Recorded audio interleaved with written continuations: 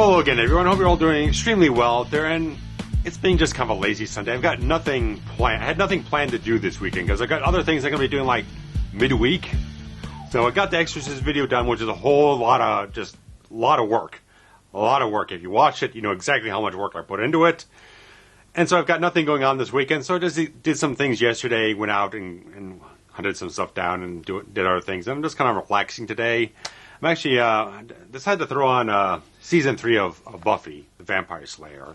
After I got done with my Supernatural binge, like last month or so, or something else like that, I dipped in a little bit to like Angel season 5, and I just kind of had the feeling to kind of like, it's been like 12 or 13 years since I've watched any of these. And I just got certain things mulling around in my head. I was watching some clips here and there online and stuff like that, and I figured, yeah, let me make use of my full season DVD sets and everything that I bought 15, 17 years ago, something else like that. There was like a rebate program going on at FYE at the time, and so I was able to kind of like buy a season or two and then go in and get mail in for the rebate, get the money back, go in, buy more seasons, and recycle that until I got all the stuff of Angel and Buffy in that regard. So that was kind of a cool thing. So I'm not watching the HD versions. If you watch videos about the HD remasters, they're fucking terrible. Muck them up, go watch them, go check that stuff out after you get done with this. But got some other things involved in stuff here and there. Because as I said, I got the big Exorcist video, which is performing extremely well. A lot of people have been checking it out, clicking onto it and stuff like that. So I'm glad the 71-minute runtime did not deter people. They've very much delved into the whole thing, been very much appreciative, very, very positive on the whole thing. Got a lot of likes, comments, stuff like that. So I'm very, very happy that all the work was not for nothing. So that was very, very pleasing. And so, like I said, I've been just taking some time off. We recorded some commentaries like this weekend. And, of course, tomorrow, Monday, we are releasing the commentary for John Carpenter's Vampires, me and Steve. So that'll be coming up very, very shortly. And then we got, later in the month, the one for 1978's Invasion of the Body Snatchers. So that's going to close out the month in a short way. Various other things going on in that regard. So yesterday I went out and I was kind of like, I was needing to get something. Because as the wheels are moving forward on the Exorcist 3 video, as I started getting into the audiobook and various other things, okay, I can't linger too long on not getting things done. And it just started itching at me that I had to get the 4K. Because they put that out about 6 months ago from Screen Factory and kind of gnawed at me a little bit here and there. And unfortunately, Screen Factory had the Shocktober sale, but they've been going on for several days, and that was one of their best-selling ones, and they sold out of it. And then Best Buy is not carrying it anymore, not online or anything like that, which is a whole other thing we'll get into another point in time. But it was very difficult to find anyone that had it, and everyone who did have it at a good price no longer has it at that price, or they were sold out of it, stuff like that. So Bull Moose was like, oh, we can probably get it for you at a certain point in time, but I have to kind of special order it, some stuff here and there. I could get it from Amazon, but it'd be like $30 and tax whatnot. I felt like there's got to be another option here and there, and unfortunately, the chains, the secondhand sort of chain around here, Disc Replay, does carry like Shout Factory, Scream Factory, Arrow, Video, Vinegar Syndrome stuff, but since it's been like 6 months, they haven't. I think they get like initial shipment of stuff, then they don't get like a replenishment. They just get like the next set of new titles or whatnot. So none of them had it. So eventually, I had to pull the trigger and get it from Barnes & Noble, from a store 30 miles away. I had to go all the way back to where I used to live on a rainy Saturday, and I had to reserve it online because it was such low stock. They wouldn't take payment for it because it's such low stock. They want to have you put in a reservation for it. They have someone go in and check and make sure it's there, and so you don't pay for something they don't have. That's kind of a nice hitch on that regard. Don't get charged for something that they don't know for certain they have in stock because it's such low stock. But thankfully they had it, and I went out the next day and picked the thing up and paid $23.99 plus tax for it. So it's the best price I could get under the circumstances. So I actually sold off my 2016 Blu-ray of it on eBay. It was not a great price I sold it for, especially since the 4K's out and it's a used copy. The decent slipcover, but it still had some wear and tear on it from the shelf wear and stuff like that. But I got a couple bucks for it. I got about $14 minus the shipping cost, so it's not a whole lot, but at least it was something. So okay, I'm going to sell this off. I'm going to get the 4K. I'm going to get all this stuff because I have to put the damn thing out here on the screen to show like I have it, and stuff like that. So it came with the slipcover. I was kind of particular about that because when I looked on Amazon, usually and a lot of stuff is like a hot seller or whatnot, they'll tell you like X number of units have been sold in the last month. And for this thing, they sold over 500 in the last month. So it's like almost impossible that it's actually going to have a slipcover on. So I figure if I got one that was in store, it's probably one that's been sitting in store for a couple of months now, probably since the initial release. And so, therefore, I got the whole thing. There's a little gunky residue from the stickers they had on the whole thing. They're not quite as nice as some other retailers, but if I work on it, I could probably get a little bit off here. But it's decent enough. I'll take it. It's well enough. I'm not that picky. But I have it now. Like I said, I started on the audiobook the other night because I was like, I was on my day off and I just didn't have anything else to do because the Exorcist thing was already past me and stuff like that. So it's like, I'd been binge watching a bunch of stuff on YouTube. It was like, okay, it's about like 8 o'clock at night. I just can't watch anymore. I'm just fucking done. So it's like I went upstairs with the lights off and just flipped the thing on and sat through like a good 70 minutes of the entire audiobook, which it went by really breezy. Even though the narrator is not like a really doing voice acting, like I'm getting like the Star Wars ones I was reading, going through and stuff like that, which they had proper voice actor doing different voices for the characters, giving a specific performance. This one is much more like a reading of the entire thing with no sound effects or any music or whatnot. It's like a big production, just like a reading of the whole thing. So it was a decent narrator, just like it didn't quite give me enough of distinctive voices to really, okay, if I missed 2 seconds of certain things in the narration, I lost exactly who's saying what to whom. So you lose that a little bit in that regard. So if they don't have much of a distinction in that regard, you kind of lose that. There's not much emotional inflections and stuff like that to really dramatize it, but it's good. It's a good reading in the whole thing, and the writing of it's so damn good. After I was trying to bore through the Vampires audiobook from John Stakely, it's not that good of a book as I get into the commentary. I won't say much more in that regard, but it's just it was a free thing on Audible. You didn't have to get any credits or pay for it or anything like that. If you had a subscription, you just got it for free if you wanted it. Stuff like that. So it's like, it was a bit of a slog getting through it in a certain way. So it was more of the intrigue of the adaptation to the film that I really kind of maybe want to go back to it and kind of check out what exactly was more in detail, but I didn't get that far into it. But anything like that, it was just the fact Blatty's writing, of course, is way superior than John Stakely's. He only wrote 2 books ever. But Blatty's writing is so very good. It was more playing out, as I got through the first 2 chapters and a little bit kind of halfway into chapter 3, it's a little bit more like an extension on the actual film itself from what first couple of acts are probably not too touched in a certain way in the Legion cut.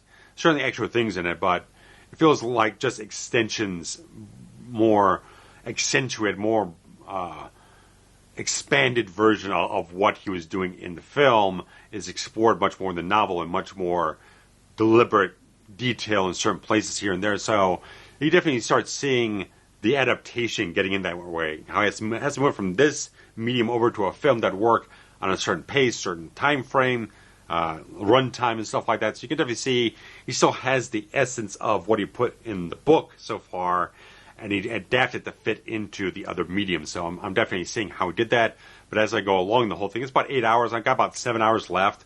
It's about a little under, I think it was 8.5 or 8:45 or something like that. So I'm about 7 hours off whatnot. So I'll definitely get around to the rest of it.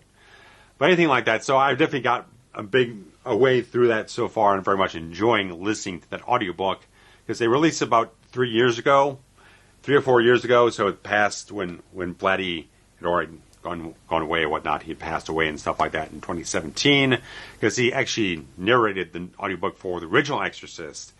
But this one obviously was just a different voice actor or narrator or anything like that doing the entire thing. So definitely recommend it so far. If I've gotten through about halfway through chapter 3, I think it's definitely worthwhile to check it out. But I'll definitely be discussing the book versus the film as I get into that video or whatnot. But other things in certain regards or whatnot. So we're just kind of moving through the media pickup. So I just got this yesterday. Haven't put it in. Haven't done anything to it. I did open it up just to make sure everything was in order in that whole thing. I didn't want to go 30 miles and get fucked over in some ways.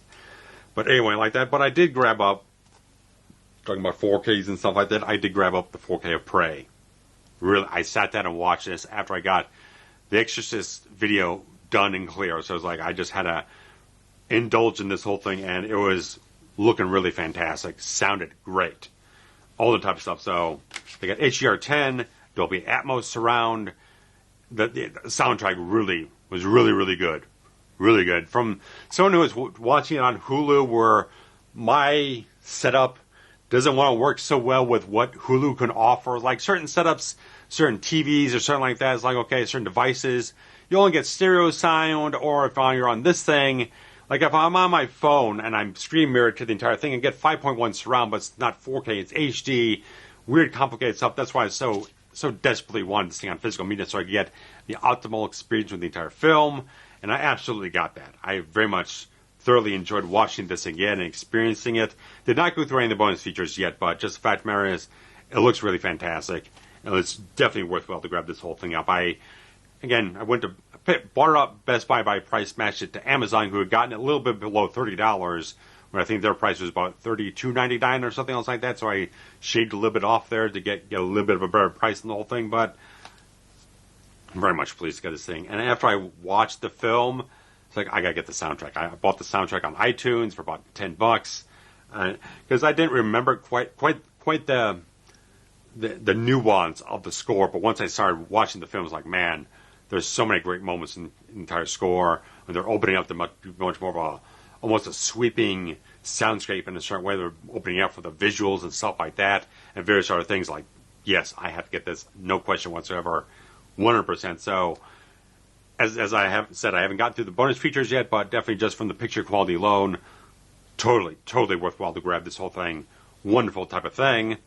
But also, in my hunting and whatnot, when I was going around looking for certain things, because as the journey through the Exorcist video was such a daunting process. Obviously, I got a lot of help from various other people. Mitchings, who's up on the Blu-ray.com forums. I was emailing him back and forth and stuff like that, and he helped me get all the footage from the 1997 DVD, which had the old color timing. He got me and shared around the entire the Blu-ray excerpts from the Terror in the Isles feature or whatnot, to get all that footage as well, and stuff like that. And of course, my friend Josh Hadley, he provided me with the footage from the 1998 25th anniversary DVD, so I kind of incorporated all that stuff into the video, and I put special things in the video description for them to make sure that they got credit for all that type of thing. So that was very much a good type of thing. I just got all that information, but wasn't for the lack of me trying to hunt down a lot of different things. I tried to hunt down the 1987 DVD once I kind of found out about the whole thing. I hit up everything in everything I could possibly could. There was no trace of it whatsoever. You cannot find this thing whatsoever. It's impossible. There's one listing on Amazon Marketplace, but they were asking for like $35 for it, and just like that was not even a question. I was not going to pay that much for a DVD. The whole thing just feels like it's way overblown, stuff like that. But the other journey I went on to, because I really, when I included in the entire video, there are certain things in the 2000 version you've never seen that had extra stuff put into it, such as certain things about the demon and stuff like that in certain places that they removed from the later HD versions. And I was hunting around, looking back around, because I was trying to think back to all the places I looked for the 97 DVD, and it's like, okay, I don't think I saw it there, so I'm not going to go there, I'm not going to go here, and stuff like that, so I tried finding other places. It was a daunting process, but eventually I went back to half-price books up north, a little bit up north from where I am, which I had been to before, but apparently my mind was not clicked on looking for the other versions and whatnot, so I did find the version you've never seen just to get the freaking content I needed for the video to show off those two little moments that got excised and altered and reverted back for the later HD and 4K version. So I never owned this version, so it was one of the things. The DVDs I had before originally was the 25th anniversary one, and later I got just a regular keep case version that was the extended director's cut, which came out in 2010 or something like that. So I never had this version specifically. So it's the first time I have this, and I was thankful to find it because I went to the half-price books near me, and they had this really it was an old library copy. And the entire snapper case was just completely cut up and slipped into a keep case. It would just look butchered. There was freaking weird stickers and tags, everything also like this, and it was scratched up to living hell. I was not paying money for that. None at all. No chance. I was not going to pay for that. So I thankfully eventually found this. I was going to Goodwill stores and Savers and stuff like that, just trying to find the last piece. I was going close to out of my mind. Not entirely out of my mind, but I was in extremely dogged sate that tried to get every last piece of detail and information, everything I could, every piece of source footage I could to demonstrate every little piece of the entire video I had researched and found out about. So I'm thankful for that. It was very much worthwhile and stuff like that. So that was the one thing. I grabbed this thing and I was so elated that I found this. It's like, okay, I kind of deserve to buy something just for myself. Nothing for a video, just something to make me a little bit happy. And this was maybe a little bit more cost than I was kind of originally intending to buy. But I did grab up Law & Order Season 6. And this one has the first crossovers they did with Homicide: Life on the Street, which is a fantastic show. I don't think I've ever seen every episode, but the series was on BET about, 10, 11, 12 years ago. And I watched through a lot of the entire series, and it was just one of the best things I've ever seen. If you ever have the chance to see Homicide: Life on the Street, it is one of the absolute most exceptional cop shows ever put together. Far deeper than a lot of other cop shows ever goes. Not just procedural, it was deep into the characters and the emotional toll all that stuff takes on. A lot of societal sort of just impact and stuff like that. It was very conscious of what it was doing so much with the depth and the themes and anything like that. Fantastic. And the fact is, Andre Braugher will always be Frank Pimpleton to me. No matter whatever roles he puts on, that is the iconic role I know him from because of Homicide: Life on the Street. And that starts so much with this original crossover episode they did back in Season 6 of Law & Order. It was probably, Season 3 or so of Homicide or something like that, Season 2 or 3.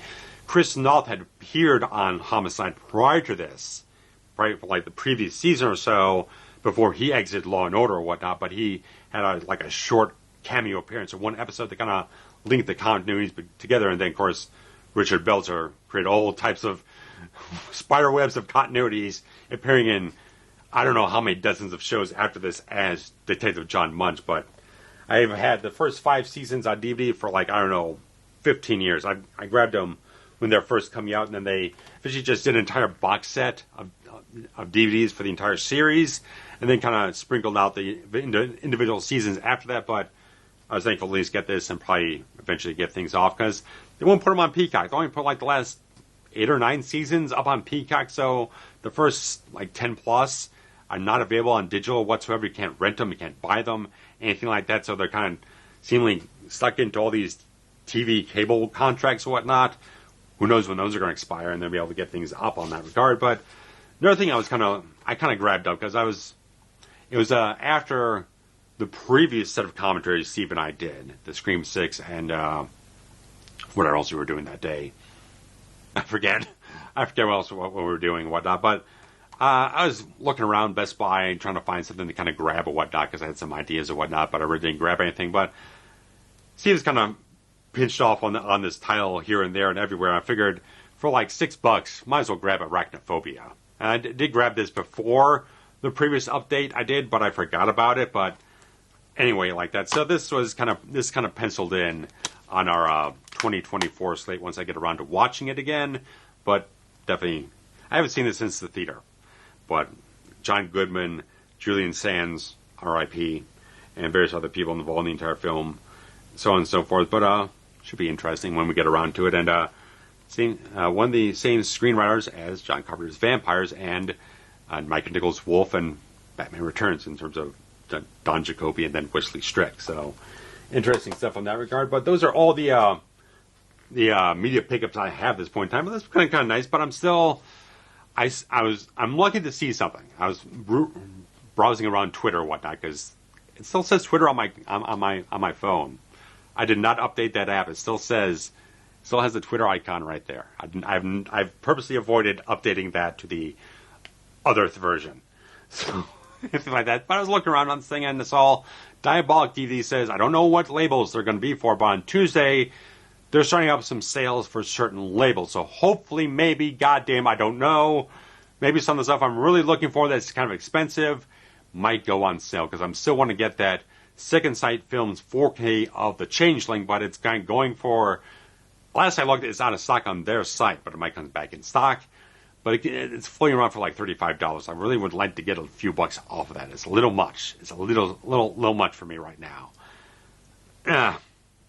Which brings me to the other thing I wanted to include on here, because I did mention the entire thing. I don't know if I specifically announced it in some place or whatnot, but I kind of mentioned that the black phone from Scott Derrickson made a 4K debut here in the United States, but I implore you, do not get this 4K. Because all the chatter about this thing, I've seen a comparison video over on High Def Digest YouTube channel. Go check it out. I'll probably throw a link in the description. The HD on the Universal 4K here in the US is not good. Actually, the one done by Turbine Media in Germany, they redid the entire HDR grading because the original HDR grading was far too dark and murky. It's not good. Do not get the current one because it's also a manufacturer on demand title. So Universal gave all the materials to this other company. They did whatever with it, had almost no oversight in what they were doing, and are not doing any accountability on the entire thing. Do not get this version. I know, again, the 4K from Germany, you can get it from Diabolic DVD, stuff like that, but it's like $36.99 plus shipping and whatnot. So it's the problem. When the U.S. companies keep screwing out the freaking 4Ks and they have to import stuff, now you're paying like another $10, $15 to grab the freaking import that's actually done correctly. So it's like, I don't know why these companies just don't get it done right. If you're going to continue to market to this specific market, which is very fickle to certain degrees, they're very demanding to get up on these 4K presentations with the HDR grading and the Atmos sound and stuff like that, trying to make the optimal home theater experience. Why are you going to fucking shit can the entire thing? Why are you going to lowball the entire freaking quality control in the whole thing? We keep seeing this. Not quite on this level, but there's certain other things in terms of like, oh, we got to do another replacement disc plan or something else happened with the encoding. It's not up to par or something else like that. Like the 4K and the Craft last year, which I did a video on, but I didn't know about the encoding issues of it when I made the video. But there were certain points where the bitrate bottomed out in some places and various points in the entire encode, and they never addressed it. They never did a replacement plan. They never did anything. It just wasn't hot enough seller for them to really make a concession for it. So a lot of these things are like they're trying to race things out so quickly and not take the time to make sure that things are get done right, and they have to do replacement plans and stuff like that. Similar to my Severin Films Changeling Blu-ray, they came out in 2018. Okay, they screwed with the first one, then they gave a replacement plan because apparently on the first issue of the entire thing, they had a restored picture, but there were certain problems with the audio, and I think there was maybe like a black frame or something else like that, a missing frame somewhere. And so they did a replacement plan for second version where they corrected the audio, but they had the unrestored picture. So you got cigarette burns and various other things on that. So they did eventually do a third version, but they did not issue a replacement plan to do it yet again. So you're stuck with the version 2 unless you went off and bought it yet again. And that was my big thing. Is like once Severin Films also did their 4K and found out that they didn't do a good job on the color grading where everyone's skin tones are like beet red. It's like this isn't any good. Then Second Sight Films did their own encoding, their own grading on the whole thing. They actually corrected that and it's like, okay, this is the version I need to get.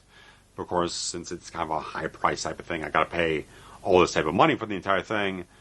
It's kind of batting things around here and there and everywhere. And when I go on Diabolic DVD, it's like, okay, there's other stuff I want to get. Either it's way higher price than other places are selling it for, or they don't have it in stock. So it's like I can't tack something else onto the entire shipping onto the entire order or whatnot to get the free shipping or anything like that. So, or use their 10% off coupon. So all this type of stuff, it all just creates such a goddamn mess. It's such a goddamn mess out there in certain places where certain studios are not doing the oversight they should be and the quality control stuff.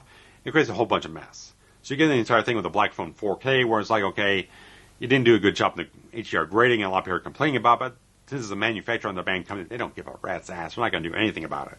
I thought about maybe tweeting Scott Derrickson and Cargill about the entire thing, but they're only going to have so much oversight in the entire thing. They're only going to have so much influence on it.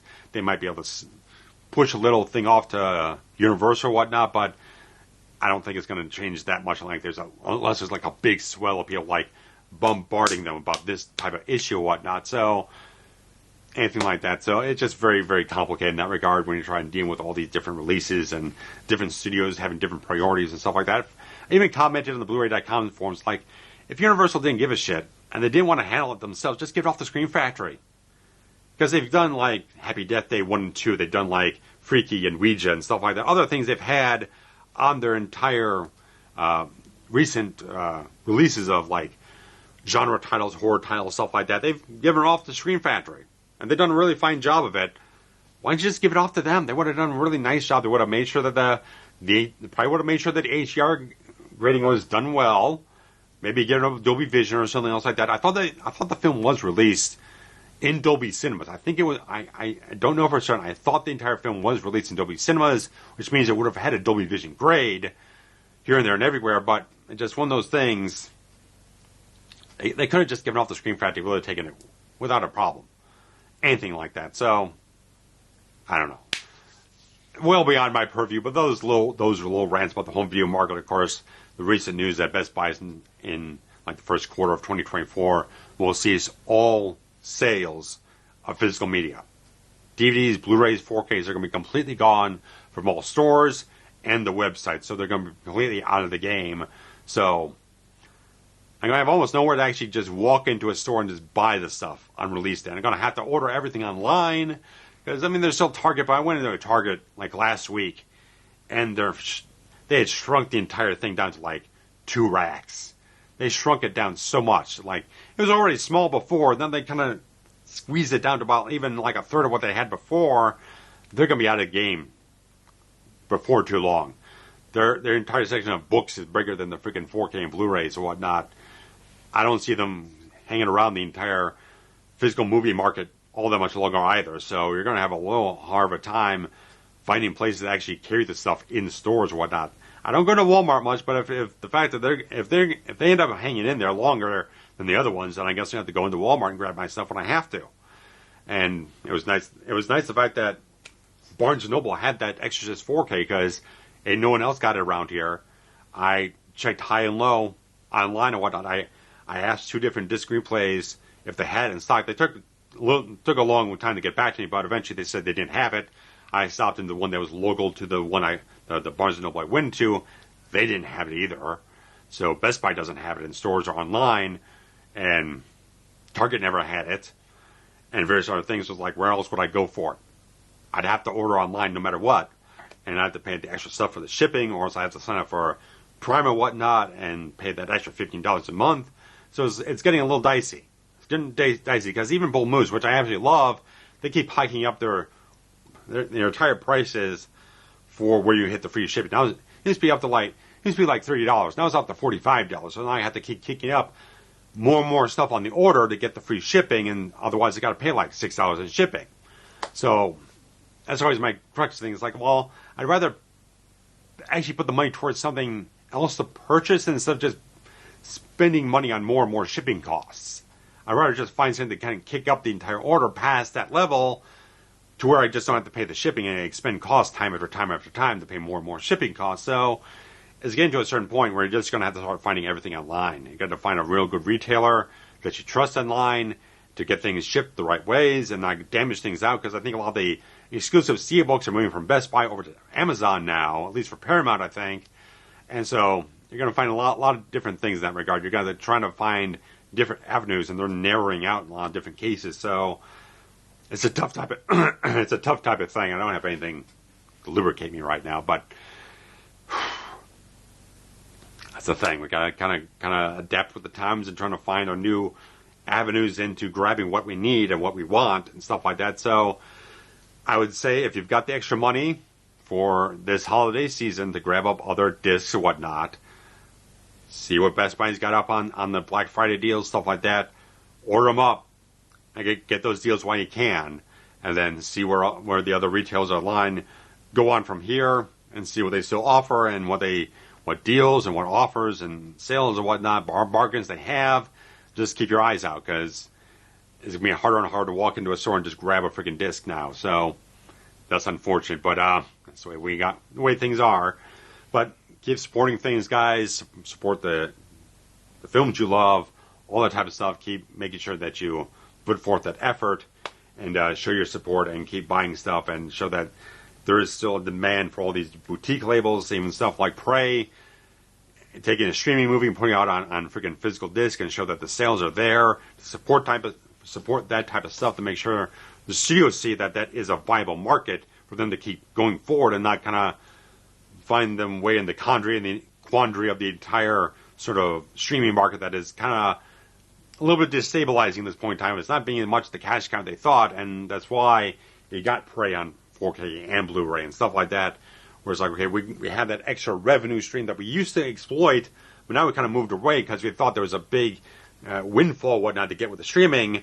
Let's kind of pivot back and try to see where we can get some extra revenue streams to put the entire thing out here, or maybe eventually it goes out and they'll license it out to something else like that. But right now, the physical stuff is a good way to support what you like, what you love, and to show the studios there is still a viable market for that, and various other retailers that there is a viable market to continue keeping those in store or whatnot. So that's about all I have to say about this time. But probably next time I'll talk more about when what we're going to be doing for the more holiday season type of stuff. But there is the last Voyage of the Demeter coming out on Blu-ray this coming Tuesday, and I do plan to grab that up and produce a short video regarding that film.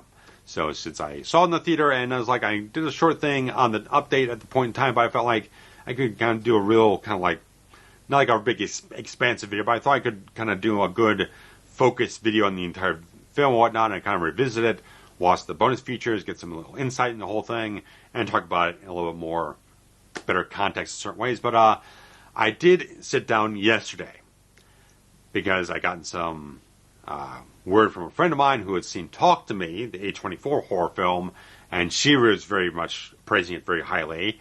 And Bernardo here, he's one of the followers on the channel, one of the buddies on social media and stuff like that.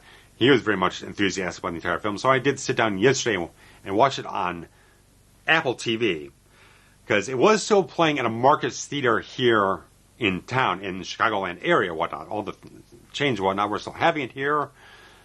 But they were asking for $14.25 for an evening ticket, and I thought that was just way overblown.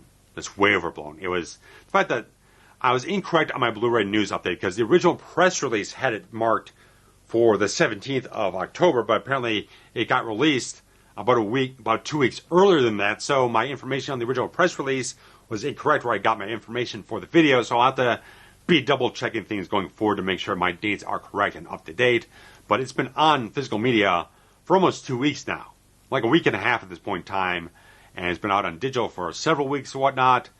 And the fact that they're still having it in theaters, but like you're asking people to pay like almost 2 or 3 times as much as it would be to rent it on the friggin' VOD or whatnot. I just felt like you should put this thing as a matinee, charge maybe $8 for it, and I would have gone to see it. But if you're going to put it in as an evening showing and you're going to charge me almost $15 for it, I felt like, no, I'm not doing this. After I, again, just drove 30 miles out of my way to pick up the entire Exorcist 3 4K for $23.99 plus tax and various other things. I'm going to drive all the way back home and stuff like that. It's like, I don't need to be dropping $15 to go to the theater right now. This ridiculous price. This was like an ultra screen. They're kind of premium large format version of things. If that was something, I would think about that as being like a caveat in that regard. But of course, it's on the small, like one of the smallest auditoriums, the smallest theater screen. It's not worth it for $15. So I did sit down and watch it on VOD, and I was very impressed. And there's some people not quite so impressed, but I definitely saw a lot of good things in this film. So I thought it was a very good premise that has familiar elements to it, but I thought they wrapped it up with very good substance.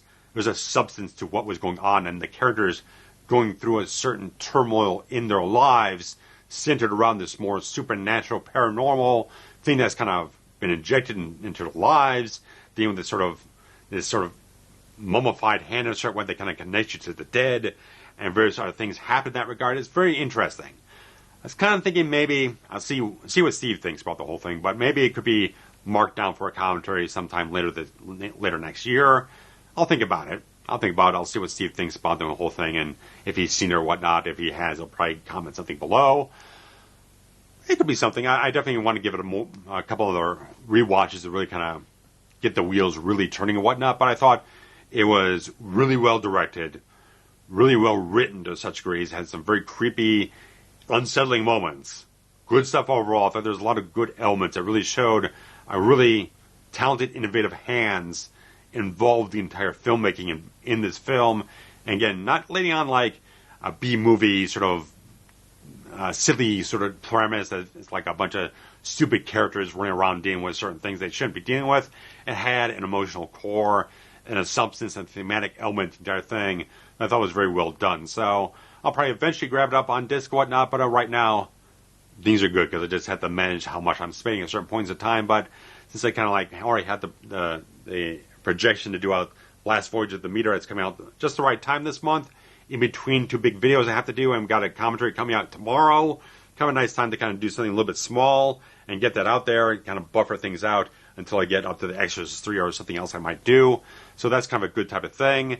And of course, like I said, I think I mentioned before that we are, Steve brought it up, maybe focus on some newer horror films, some stuff that's a little, not the 80s and 70s and 90s type of stuff we usually do. Maybe tap in some newer things like the Conjuring films, Black Phone, like I've kind of mentioned. It was kind of the thing I was kind of holding out for the 4K, but now since the US 4K is kind of a shit bag, I might just grab up the regular Blu-ray if I don't really feel like plumping down like $40 for the import. We'll see. But we'll eventually get around to these things, of course. Since we're put Black Phone on the entire list, I also put on Sinister, because I love Sinister. And it's another Scott Derrickson film, so I think that would be a really good one to do. I really like that film. That film's scary as shit. That's creepy fucking shit. But guys, that stuff will project out for next year, but we got some very particular things getting up after November. We're due They Live and Cujo, so I have to get that 4K when it hits. So we'll be doing those in early November and then sprinkling them out throughout that entire month. And then we'll talk about next month. Next month we'll talk about what we're doing for December. So we got 3 titles set up for December. So interesting things in that regard, guys. So thanks so much for checking out this entire update video and seeing what's going on in the channel here. And of course, there's always the Patreon to get some early access while contributing. Like I have 2 different tiers: a $1 tier, which gets you all the commentaries early, and the $3 tier, which gets you the commentaries and all the retro video series and the actual review videos much sooner or whatnot. And then, of course, super things featured here on the entire channel. Hit that little heart sign with a dollar sign inside of it. That thing goes off very well. And various other things. So just the comments, the likes, subscribing if you haven't, all does very much good things around here. Maintain a very healthy, dynamic and algorithm feeding type of thing for the entire channel and site and stuff like that. I'm babbling right now. So guys, thanks so much for just watching and engaging in various other things. So thanks much. Take care. Bye-bye.